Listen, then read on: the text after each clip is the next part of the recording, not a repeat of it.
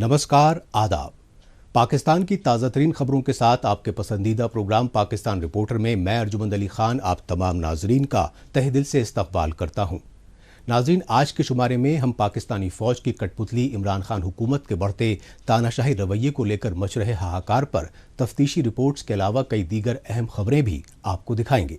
लेकिन सबसे पहले डालते हैं एक नज़र पाकिस्तान रिपोर्टर के आज के शुमारे की सुर्खियों पर। क्वेटा में रैली में उठी बलोचों के हुकूक में आवाज। पाकिस्तान में अक़लियती ईसाई लड़की की जबरन मजहब तब्दीली पर फिर उठी आवाज। और आलमी वबा नोवेल कोरोना वायरस की मार से वुकला बिरादरी भी बेहाल। सबसे पहले बात पाकिस्तान में अपोजिशन जमातों के इत्तेहाद पीडीएम की सियासी तहरीक की।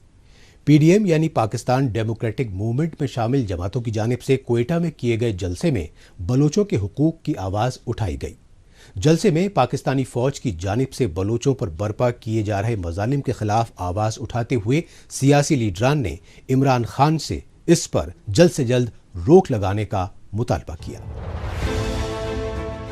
पाकिस्तान में आर्मी एस्टेब्लिशमेंट की कठपुतली इमरान खान की हुकूमत के खिलाफ ऑपोजिशन जमातों के मुश्तरका इत्तेहाद पीटीएम की सियासी तहरीक मुसलसल शिद्दत इख्तियार कर रही है। पाकिस्तानी फौज के जबरन कब्जे वाले बलूचिस्तान की राजधानी क्वेटा में 25 अक्टूबर को हुई रैली में सियासी जमातों की जानिब से बलूचिस्तान के वसाइल की लूट खसूट और कत्लेआम पर शदीद तनकीद की गई। जमीयत उलेमाए इस्लाम के लीडर ओवैस नूरानी ने आजाद बलूचिस्तान का मुतालबा तक कर दिया। वहीं बीएनपी यानी बलूचिस्तान नेशनल पार्टी के चेयरमैन अख्तर खान मेंगल ने जलसे को खिताब करते हुए कहा कि पाकिस्तान हुकूमत चीन के हाथों बलूचिस्तान के कुदरती वसाइल और समंदरी साहिल का सौदा तो कर ही चुकी है, अब जजीरे भी बेच रही है।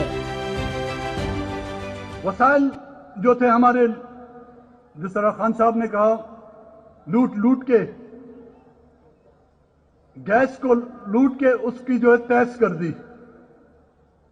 संदक को लूट लूट कर जो है आधे खुद खा गए, आधे चाइनीज को खिला दिया। अब रेकोडेक साहिल, हम साहिल को बचाने के लिए जद्दोजहद कर रहे थे, अब सिंध और बलूचिस्तान के जजीरों पर जो है कब्जा कर रहे हैं। आपके इस अमल से लग रहा है आप एक फेडरेशन नहीं, आप एक कब्जा गिर हैं जो मुल्क के मुख्तलिफ वसाइल पर, उनकी सरजमीन पर जो है कब्जा कर रही थी और कर रही है। बीएनपी के चेयरमैन अख्तर खान मेंगल ने बताया कि बलूचिस्तान पर जबरन काबिज पाकिस्तानी फौज और खुफिया एजेंसियों की जानिब से लापता बलोचों को खुफिया टॉर्चर सेलों में कत्ल करके इज्तिमाई तौर पर कब्रों में दफन किया जाता रहा है, जिसकी सच्चाई कई बार मंजर-ए-आम पर आ चुकी है। अख्तर खान मेंगल ने रवां साल बलूचिस्तान के तुर्बत इलाके के नौजवान तालिबे इल्म हयात बलोच के उसके माँ बाप की आंखों के सामने बहिमाना कत्ल की भी जमकर मजम्मत करते हुए पाकिस्तानी फौज का हकीकी चेहरा पेश किया। बलूचिस्तान वो बदबख्त इलाका है इस खित्ते में, एशिया में, जहां पर आपको इज्तिमाई कब्रें मिलेंगी। बलूचिस्तान वो इलाका है जिसमें हयात बलोच, जो एक कराची यूनिवर्सिटी का स्टूडेंट था, उसको एफसी के एहलकारों ने उसके मां और बाप के सामने गिरफ्तार किया। बदबख्तो, इतनी तो जिम्मेदारी का एहसास होता तुम्हें, कम से कम उसकी मां का दुपट्टा निकालकर उसके सर से उतारकर उस बच्चे के हाथ पैर बांध दिए गए और फिर उस मां के सामने उसको गोलियां मार दी गईं। क्वेटा जलसे के दौरान पाकिस्तान मुस्लिम लीग नवाज की वाइस प्रेसिडेंट मरियम नवाज ने भी जलसे को खिताब करते हुए बलोचों पर बर्पा किए जा रहे मजालिम पर पाकिस्तान हुकूमत और पाकिस्तानी फौज को निशाना बनाया।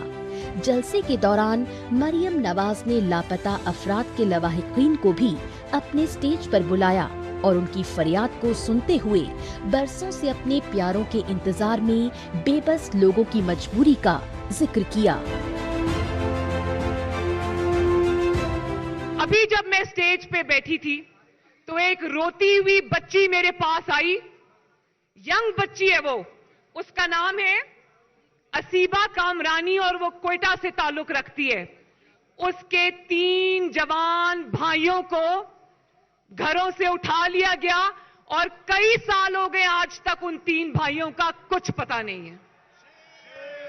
Shem Shem Shem. और वो कहती है कि मेरे भाइयों का, मेरे जो 3 जवान भाई थे, उसने अपने मोबाइल फोन पे मुझे उनकी तस्वीर दिखाई। उसने कहा कि मेरे बूढ़े माँ बाप का वो 3 भाई इकलौता सहारा थे। मरियम नवाज ने पंजाब सूबे में वाक़े बहाउद्दीन ज़करिया समेत तमाम यूनिवर्सिटीज में बलोच और पश्तून तुलबा तालिबात को दी जाने वाली स्कॉलरशिप पर पाबंदी लगाए जाने पर सड़कों पर उतरकर एहतजाजी लॉन्ग मार्च कर रहे तालिबे इल्म के हुकूक के लिए भी आवाज उठाई। इससे कब्ल मरियम नवाज ने एहतजाजी बलोच तालिबे इल्म से मुज़ाकरात भी की। मरियम शरीफ के इस रुख से नौजवानों और लापता अफराद के लवाहिकीन एक बार फिर पुरुम्मीद तो जरूर हुए हैं, लेकिन पाकिस्तानी सियासतदानों की वादा खिलाफी की रिवायत की वजह से अभी भी उन्हें इस बात का खदशा है कि क्या आने वाला वक्त उनके लिए कुछ बेहतर लेकर आएगा। अब बात पाकिस्तान में फ़िरका परस्ती और दहशत गर्दी को हासिल रियासती पुश्त पनाही के दस्तूर की, जिससे फ़िरकाना क़ुव्वतों के हौसले लगातार बुलंद हो रहे हैं और वो बेखौफ होकर अक़लती फ़िरक़ों को जुल्म ज़्यादतियों का शिकार बना रहे हैं।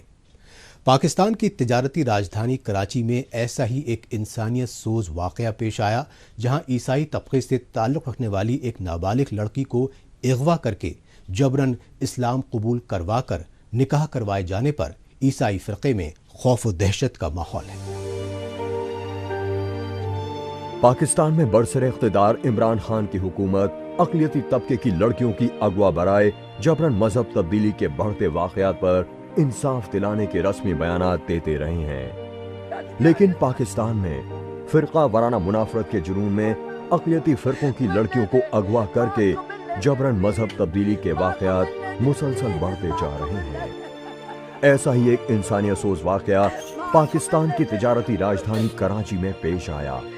कराची में 13 साल की नाबालिग ईसाई लड़की आरजू राजा को अक्सरियती तबका से ताल्लुक़ रखने वाला 43 साला अली अजहर असले के जोर पर अगवा करके ले गया। उसकी लाचार वालिदा इंसानी हुकूक कारकुनों के साथ पाकिस्तानी हुक्मरानों और इंतजामिया से अपनी बेटी की बाजियाबी के लिए गुहार लगाती रहीं। अदलिया तक में इनकी आवाज नहीं सुनी गई, जिसकी वजह से इंसानी हुकूक कारकुन गजाला सफीक ने इस नाइंसाफी से दुखी होकर मुल्क छोड़ने तक की बात कह डाली। मैं मुल्क छोड़ दूंगी या शायद मैं बांग्लादेश जाके मैं बांग्लादेश में रहने लग जाऊंगी। मैं किसी और मुल्क में जहाँ बेटियों का तहफ़्फ़ुज़ हो, जहाँ अदारे हमसे झूठ ना बोले, जहाँ पुलिस हमसे झूठ ना बोले, जहाँ कोर्ट सच को देखकर फैसले करे, जहाँ हमारा मजाक न उड़ाया जाए। मैं कभी मायूस नहीं हुई, लेकिन आज मैं भी टूट गई हूँ। 18 इयर्स जो लिखा हुआ था डॉक्यूमेंट्स, वो डॉक्यूमेंट्स में आप ऑर्डर पढ़ लें, डॉक्यूमेंट्स में लिखा है, और जो नीचे कोर्ट में डॉक्यूमेंट्स लगाए गए उस पर आरजू की तस्वीर नहीं लगी, वो किसी और बच्ची की तस्वीर है। सारे जाली दस्तखत है। जब हमें हाई कोर्ट में पेश ही नहीं होने दिया गया, माँ को नहीं पेश होने दिया गया, बाप को अगर वो जज के आगे जाते तो बताते ना कि ये तस्वीरें उसकी नहीं है। ये सब कुछ उससे जबरदस्ती करवाया जा रहा है। 13 साल की आरजू राजा, जो अब आरजू फातिमा बन गई है, उसकी उम्र 18 साल बताते हुए एक फर्जी निकाह का सर्टिफिकेट तक बनवाया गया, जिसमें साफ तौर पर लिखा था कि उसने अपनी मर्जी से इस्लाम कबूला है। यहाँ तक कि जज साहिबान ने भी इस निकाह के खिलाफ कोई भी आदेश देने से इनकार कर दिया और आरजू को अली अजहर के साथ ही जाने को मजबूर कर दिया। इस नाइंसाफी के बावजूद खामोशी इख्तियार करने पर पाकिस्तानी नेजात इंसानी हुकूक कारकुन अनिला गुलजार ने सियासी लीडरों और इंसानी हुकूक कारकुन मलाला यूसुफजई तक की जमकर मजम्मत की।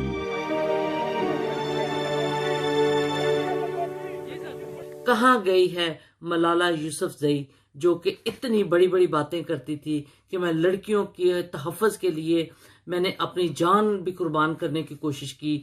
मलाला जई, आज मैं आपसे एक बात पूछना चाहती हूँ कि आपको क्रिश्चियन मुल्क ने नई जिंदगी दी, आप मिलियंस पाउंड के घर में रह रही हैं, आपको प्रॉपर तहफ़्फ़ुज़ दिया गया है, तो आज आपका मुंह क्यों बंद है कि जो मिनॉरिटीज के साथ पाकिस्तान में किया जा रहा है और जो उनके साथ हो रहा है उसके लिए कोई आवाज क्यों नहीं उठा रहा? और किधर गया है ये बिलावल भुट्टो जो कि अपने वोटों के लिए लोगों के जगह जगह घूम रहा है और अब वोटों के लिए इतनी जद्दोजहद कर रहा है? कहाँ गई है सिंध की हुकूमत? ये सब बेकार लोग हैं। पाकिस्तान में शिद्दत पसंदी और दहशतगर्दी को हासिल हुकूमती पुष्पनाही की वजह से हर अक़लियती फिरके पर जुल्म ज़्यादती के वाक़यात में इजाफा हो रहा है, लेकिन पाकिस्तानी मुआशरे में अमरीका के तई मुनाफरती लहर की वजह से अक़लियती ईसाइयों को खास तौर से जुल्म जबर का निशाना बनाया जा रहा है। एदाद शुमार के मुताबिक पाकिस्तान में अमूमन हर साल 700 से ज्यादा ईसाई लड़कियां और ख्वातीन अगवा की जाती हैं और उन्हें इज्तिमाई तौर पर जिनसी ज्यादती का शिकार बनाकर जबरन मजहब तब्दील करने पर मजबूर किया जाता है। सितम ज़रीफ़ी ये है कि अगवाकारी के इन वारदात में मुतासिरा खानदान को कभी इंसाफ नहीं मिल पाता। पाकिस्तान का लॉ किसी के भी काम नहीं आता। पाकिस्तान का लॉ जो मिनॉरिटीज के लिए है वो जीरो से भी नीचे है। लानत है ऐसे लॉ के ऊपर, लानत है ऐसे लोगों के ऊपर जो कि अपने साथ रहने वाली एक मासूम अवाम को किसी किस्म का कोई तहफ़्फ़ुज़ नहीं दे सकते। मैं इस चीज को कंडेम करती हूँ। वैसे भी पाकिस्तान में जुल्म ज़्यादती से दो चार अक़लियती फिरकों को इंसाफ देना तो दूर, मुतासरीन को ही उल्टे ब्लास्फेमी के झूठे इल्जाम में बगैर किसी अदालत के मौत के घाट उतार दिया जाता है। पाकिस्तान में अक़लियती फिरकों की ख्वातीन पर जुल्म ज़्यादती में इजाफे को लेकर इंसानी हुकूक के बैनुल अक़वामी इदारों में तशवीश बढ़ रही है और वो इस तशवीश का इजहार करने के लिए जेनेवा में अक़वाम मुत्तहिदा दफ्तर के सामने पाकिस्तान में अक़लियतों और ख्वातीन के साथ बढ़ते मज़ालिम की तस्वीर के जरिए पूरी इंसानियत को झंझोड़ने की पुरजोर कोशिशें करते रहे हैं। अब तस्करा पाकिस्तान की वुकला बिरादरी का। आलमी वबा नोवल कोरोना वायरस की वजह से गुज़श्ता 6-7 महीनों तक बंद पड़े कामकाज की वजह से वुकला बिरादरी भी बदहाली का शिकार हो गई है। वहीं फिलहाल अदलिया की बहाली के बाद केसों की जबरदस्त तादाद और अदालती अहातों में SOPs की पाबंदी को नजरअंदाज किए जाने के सबब मुश्किलों में इजाफा हो रहा है। कोविड-19 यानी नोवेल कोरोना वायरस के फैलाव की रोकथाम के लिए दुनिया के मुख्तलिफ मुल्कों की तरह पाकिस्तान में भी तवील अरसे तक लॉकडाउन बरकरार रहा। फिलहाल पाकिस्तान में लॉकडाउन खत्म हो चुका है। इसके बावजूद लोगों के मुआशी हालात में तब्दीली नहीं आ पाई है। पाकिस्तान में हर तबका इससे शदीद तौर पर मुतासिर हुआ है, जिसमें एक वुकला बिरादरी भी है। इस आलमी वबा की वजह से गुज़िश्ता 6-7 महीनों तक अदालत के न चलने से रोजाना के बुनियाद पर काम करने वाले वुकला पूरी तरह से बदहाली के शिकार हो गए और उन्हें माली मुश्किलात का सामना करना पड़ा। कोरोना की वजह से पूरा पाकिस्तान मुतासिर हुआ और वकला का तबका भी इस वबा से बहुत ज़्यादा मुतासिर हुआ। उसकी वजह ये थी कि अदालतों में काम रुक गया था, अदालतों में आना जाना बंद हो गया था और ज़्यादा प्रिवेंटिव मेजर लिए गए थे जजेस की वजह से, जो लोगों को कोर्ट में आने से रोकते थे। जब केस नहीं चले तो ज़ाहिर है इनकम बंद हो गई, सबकी आगे प्रोसीडिंग नहीं हो रही थी, क्योंकि एक केस में फ़ैसला हो तो आगे अपील होती है और अपील में फ़ैसला हो तो आगे पिटीशन में या रिवीजन में लोग जाते हैं। वो सारा काम 6-7 महीने रुका रहा और वो वकला जो है नहायत बदहाली का शिकार हो गए। पाकिस्तान में अदालती निजाम दोबारा बहाल होने से काम ने रफ्तार तो पकड़ी है, लेकिन गुज़िश्ता 6 महीनों से बंद पड़े केसों को जल्द से जल्द निपटारे के दबाव की वजह जजों के लिए मुश्किल का सबब बन गई है। तशवीशनाक पहलू ये है कि दबाव की वजह से जज साहिबान जल्द से जल्द केसों का निपटारा कर रहे हैं, जिसकी वजह से कई बेगुनाहों को इंसाफ नहीं मिल पा रहा। वैसे भी इंसाफ देने के मामले में पाकिस्तानी अदलिया का रिकॉर्ड बेहद खराब है। जल्दी में हमेशा से ये होता है कि justice hurried is justice buried. तो अब हाल यही हो रहा है कि जजेस पे प्रेशर है कि काम ख़त्म करो, और इसीलिए वो शॉर्ट डेट्स मिलती हैं। शॉर्ट डेट में उनको डिस्पोजल दिखानी होती है और वो कुछ भी फैसला हो सकता है, सही हो सकता है नहीं हो। और इसकी आपको मिसाल मिली होगी कि पाकिस्तान में इंसाफ के लिए जो इंटरनेशनल तौर पे ऑब्ज़र्व किया गया है कि 128 मुल्कों में पाकिस्तान का इंसाफ के लिहाज से अदालतों का 118वां नंबर है, जो हमारे लिए नहायत ही नाकाबिले बर्दाश्त बात है, क्योंकि अदालतें बनती ही इंसाफ के लिए हैं। और अगर इंसाफ का स्टैंडर्ड 118वें नंबर पे हो तो इसका मतलब लोगों को इंसाफ नहीं मिल रहा।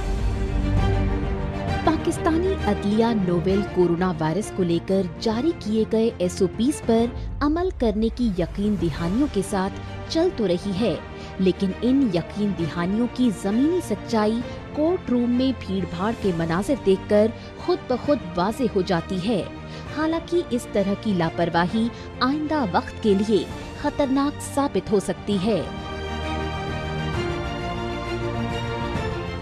हम लोग बहुत कोशिश कर रहे हैं, लॉयर्स की तरफ से हम लोग हर वक्त तबलीग करते हैं कि SOPs पे अमल करें, लेकिन देखने में ये आया कि कोर्टें खचाखच भरी होती हैं और लोग एक से एक के साथ एक जुड़ के बैठे होते हैं, जबकि फासला रखना चाहिए।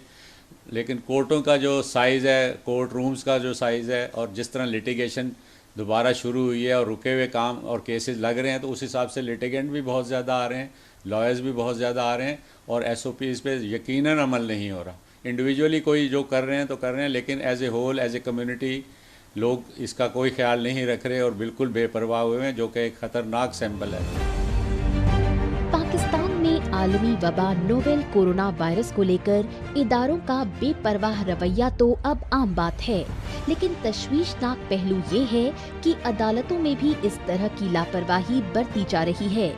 कैदियों को बिना किसी टेस्ट के अदालत में पेशी पर भरी गाड़ियों में लाया जाता है, जिससे वहां मौजूद जज, वकील और पुलिस भी कोरोना की चपेट में आ सकते हैं। अदालतों समेत पाकिस्तान के तमाम इदारों में इस लापरवाही के बाद इस बात से इनकार नहीं किया जा सकता कि मुल्क में नोवेल कोरोना वायरस की तादाद में जबरदस्त इजाफा हो सकता है।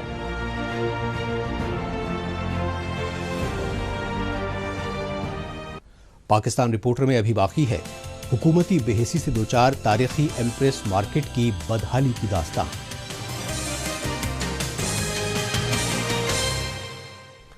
लेकिन इससे पहले वक्त है पाकिस्तान रिपोर्टर के खुसूसी सेगमेंट तेज रफ्तार खबरों का। आइए इस खुसूसी सेगमेंट में हमेशा की तरह डालते हैं एक नजर पाकिस्तान की हफ्ते भर की कुछ चुनिंदा खबरों पर।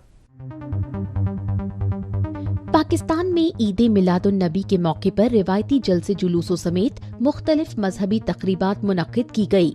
ईद मिलादुन नबी पर दहशतगर्दाना हमलों के खदशात के मद्देनजर पाकिस्तान के चारों सूबों में हिफाजत के खुसूसी इंतजामात भी किए गए थे। इस दौरान पंजाब सूबे के मुल्तान शहर में ऊँटों का 50 साल पुराना कदीमी जुलूस भी निकाला गया। पैगम्बर इस्लाम हजरत मोहम्मद के तौहीन आमेज कार्टून्स की फ्रांस में नुमाइश लगाए जाने के खिलाफ पाकिस्तान के दारुल हुकूमत इस्लामाबाद और तिजारती राजधानी कराची में शदीद एहतजाजी मुजाहिरे किए गए। शिद्दत पसंद तबकों की जानिब से इस दौरान इस्लामाबाद में वाक़ फ्रांसीसी सिफारतखाने करीब जाने की कोशिश की गई, जिन्हें रोकने के लिए हिफाजती एहलकारों की जानिब से बड़े बड़े कंटेनर और कांटेदार तारों के बाड़े लगाए गए थे। इसके बावजूद बेकाबू हो रही भीड़ को रोकने के लिए आंसू गैस का भी इस्तेमाल करना पड़ा, जिससे कई अफराद जख्मी हुए। पाकिस्तान में कोविड-19 पर काबू पाने के लिए तश्कील दिए गए national control and operation centre यानी NCOC ने कोरोना SOPs पर अमल दरामद के लिए शहरियों से मदद लेने का फैसला किया है। NCOC के चेयरमैन असद उमर के मुताबिक शहरियों से मास्क समेत दीगर हिफाजती तदाबीर की खिलाफ वर्जी की तस्वीर मकान के साथ भेजने की अपील की गई है। गौरतलब है कि पाकिस्तान में हिफाजती अहकामात की मजीद अनदेखी की वजह से कोरोना वायरस की तादाद में मुसलसल इजाफा हो रहा है। पाकिस्तान की सबसे बड़ी अपोजिशन जमात PML नून के लीडर अयाज सादिक ने पाकिस्तानी पार्लियामेंट में एक खुलासा करते हुए कहा कि पाकिस्तानी वजीर खारजा शाह महमूद कुरैशी ने कहा था कि अगर भारतीय वायुसेना के विंग कमांडर अभिनंदन वर्धमान को रात 9 बजे तक नहीं छोड़ा गया तो भारत पाकिस्तान पर हमला कर देगा।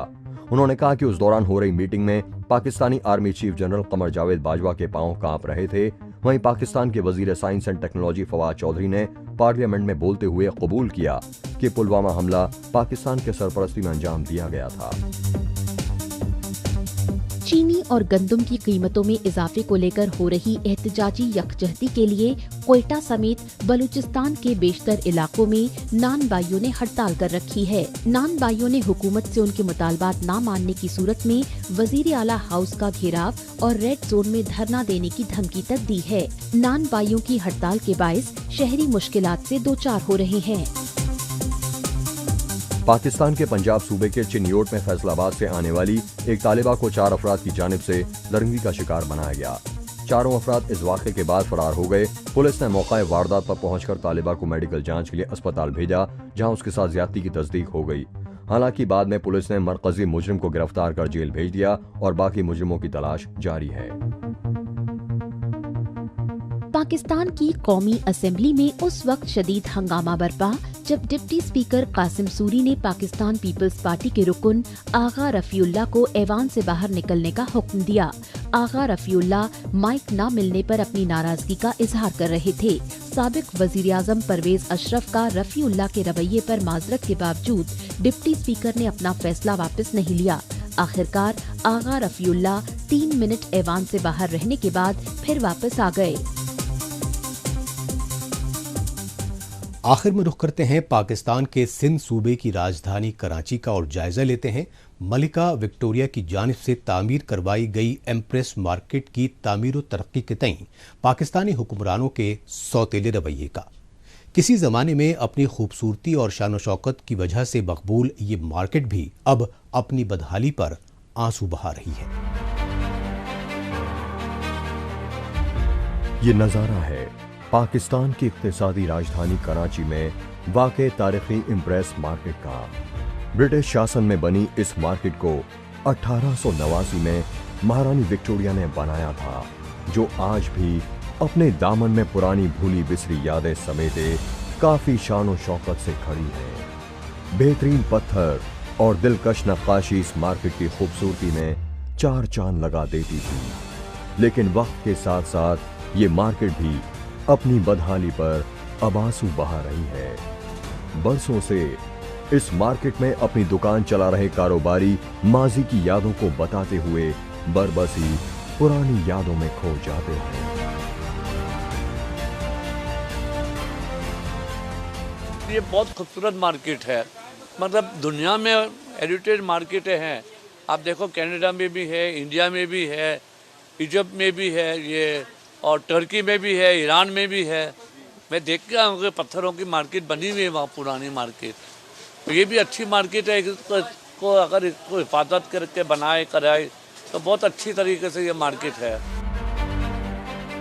कराची में वाक़े इम्प्रेस मार्केट आज भी खरीदारी के लिए सबसे ज्यादा मशरूफ और मशहूर जगहों में से एक है। यहाँ मसालों, फलों, सब्जियों और मांस से लेकर स्टेशनरी सामान, कपड़े और पालतू जानवरों तक की बिक्री होती है। इमारत के आंगन काफी लंबी और चौड़ी है, जबकि इसमें 4 गैलरी हैं, जो काफी चौड़ी है। गैलरी में वाक़े दुकानों और स्टॉल रखने वालों के लिए रिहाइश भी तामीर की गई।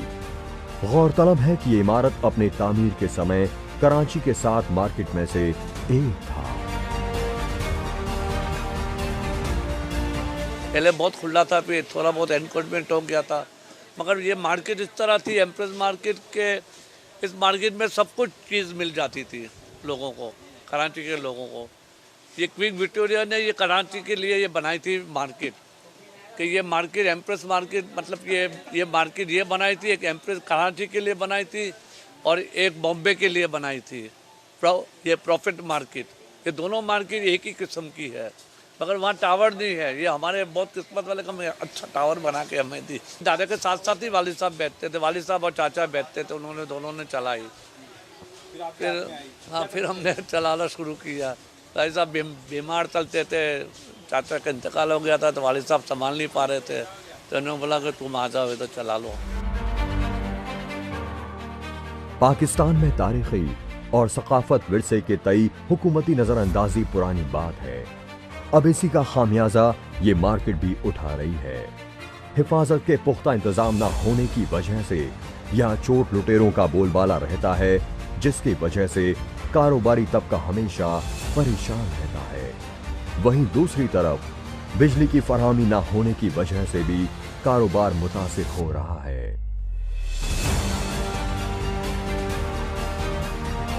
अब चाहते थे यार कुछ थोड़ी बहुत इसको मार्केट की तरक्की हो, हमें लाइट नहीं दे रहे। आज एक साल 8 महीना हुआ लाइट नहीं दे रहे। पहले हम के इलेक्ट्रिक पे गए थे तो उन लोगों ने कहा था कि आपके बिल आउटस्टैंडिंग है, तो हमने कहा इनको कि हमारे बिल आउटस्टैंडिंग है, तो जो हमारे मीटर जो लगे हुए हैं दीवारों पर उसके बिल हम लोग को आपको दे देंगे। कराची के कारोबारी तबके और मकामी लोगों का ये कहना है कि पाकिस्तानी हुकूमत मुल्क के तारीखी और तमद्दुनी विरसों के तई पूरी तरह लापरवाह है। हुक्मरानों की इस लापरवाही का ही नतीजा है कि पाकिस्तान के कदीमी विरसों का वजूद खतरे में है। अगर हुकूमत ने वक्त रहते ही इन्हें बचाने के लिए कोई कारगर इक़दामात नहीं किए तो इस तरह की मार्केट और इमारतें एक एक कर खामोश होती रहेंगी और आने वाली नस्लें इन्हें सिर्फ किताबों में देख पाएंगी।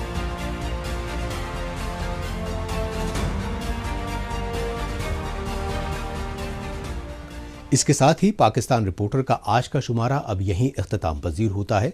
पाकिस्तान रिपोर्टर के नए शुमारे में नई खबरों के साथ अगले हफ्ते इसी रोज इसी वक्त फिर होगी मुलाकात। तब तक के लिए नमस्कार, खुदा हाफिज।